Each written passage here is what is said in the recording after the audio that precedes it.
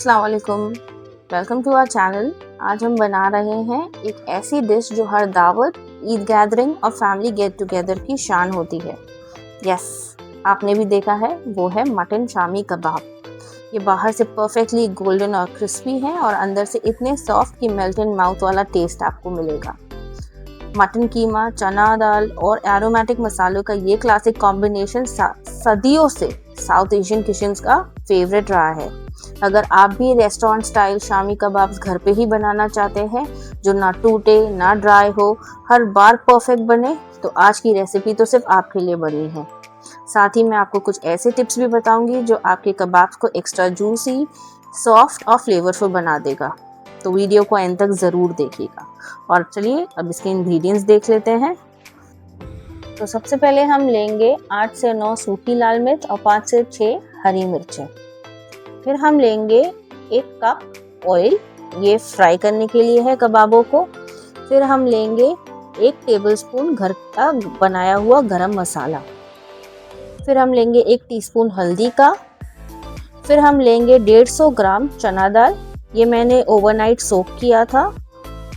फिर हम लेंगे 500 ग्राम मटन, ये बोनलेस मटन है, आप चाहें तो इसमें थोड़ा फैट भी डाल सकते हैं। फिर हम लेंगे 2 अनियंस को जो प्रॉपर्ली चॉप्ड है। फिर हम लेंगे 1 कप पानी, 1 टेबलस्पून सॉल्ट, आप चाहें तो अपने हिसाब से भी उसको डाल सकते हैं।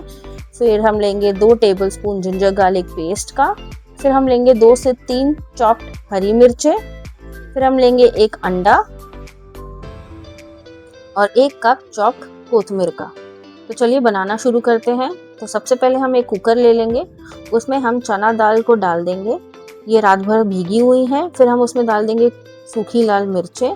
सूखी लाल मिर्च डालने के बाद हम इसमें डालेंगे गरम मसाला, ये मेरा होममेड गरम मसाला है, मैंने आपको पहले भी बताया है। फिर वो डालते ही हम उसमें डाल देंगे नमक और गोश्त, ये मैंने 500 ग्राम गोश्त लिया है, वो डालते ही हम उसमें डाल देंगे 1 गिलास पानी। फिर मैंने कुकर की लिड लगा दी थी और इसे 2 विसिल्स हाई और एटलीस्ट 5 विसिल्स एकदम मीडियम फ्लेम पे मैंने दी थी। लेकिन मैंने बीच में इसलिए कुकर खोल के इसमें अदरक लहसुन शामिल किया है क्योंकि मैं भूल गई थी। फिर वो डालते ही मैंने इसे एकदम अच्छे से और गला लिया है और बचे हुए पानी को मैंने कुकर में इवेपोरेट कर लिया था।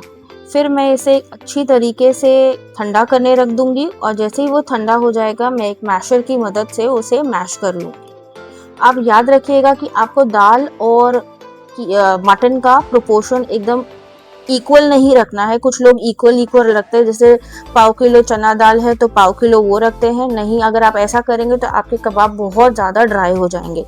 इसलिए ये मैंने आपको क्वांटिटी बताई है कि आप 500 ग्राम पे 100 ग्राम सिर्फ या 150 ग्राम चना दाल रखिएगा, तो आपके कबाब बहुत जूसी बनेंगे। फिर उसके बाद मैंने उसमें चॉप्ड अनियंस, ग्रीन चिलीज और कोथिमीर डाल देंगे। मैंने यहाँ पे 1 अंडा भी शामिल किया था, आप चाहे तो ब्रेड क्रम्स भी डाल सकते हैं, बेसिकली वो हेल्प करता है बाइंडिंग के लिए, वही काम यहाँ पे अंडा कर रहा है। लेकिन आपको फिर भी लगे कि आपका बैटर गीला है, मेरे को तो परफेक्ट लग रहा था, लेकिन आपको लगे कि आपका बैटर गीला है तो आप इसमें ब्रेड क्रम्स या नॉर्मल ब्रेड भी शामिल कर सकते हैं। कुछ लोग बेसन, भुना हुआ बेसन भी डालते हैं। वो डालते ही मैंने उसे हाथों से शेप दिया था, हाथों से कबाबों का शेप देने के बाद मैंने इसे एक प्लेट में लगा के रख दिया था। आप इसे इस पॉइंट पे फ्रिज में भी रेस्ट दीजिएगा एटलीस्ट हाफ एन आवर के लिए, ताकि तलने के टाइम पे आपके कबाब टूटे ना। फिर आप उसे एक एक करके पैन में, जैसे ही तेल गर्म हो जाए आप इसे फ्राई कर लीजिए।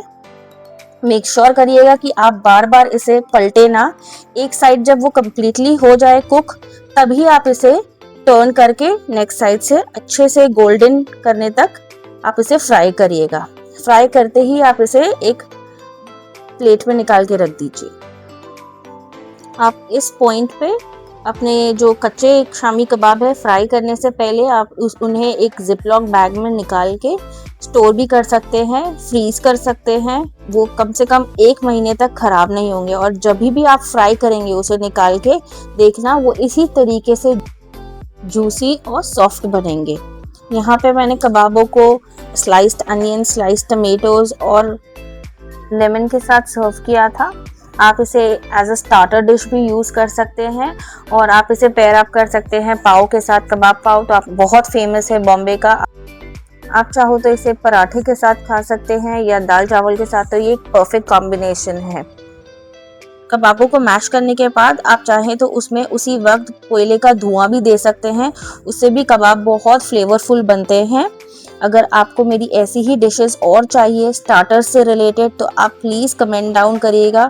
मैं डेफिनेटली वो सारी डिशेस आपके लिए ज़रूर ट्राई करूँगी और आई होप आपको मेरी डिशेस पसंद आ रही हैं। तो चलिए अलविदा लेते हैं और आपसे मिलते हैं अपने नेक्स्ट वीडियो में। तब तक के लिए take care, do subscribe, share and like the video. Allah Hafiz.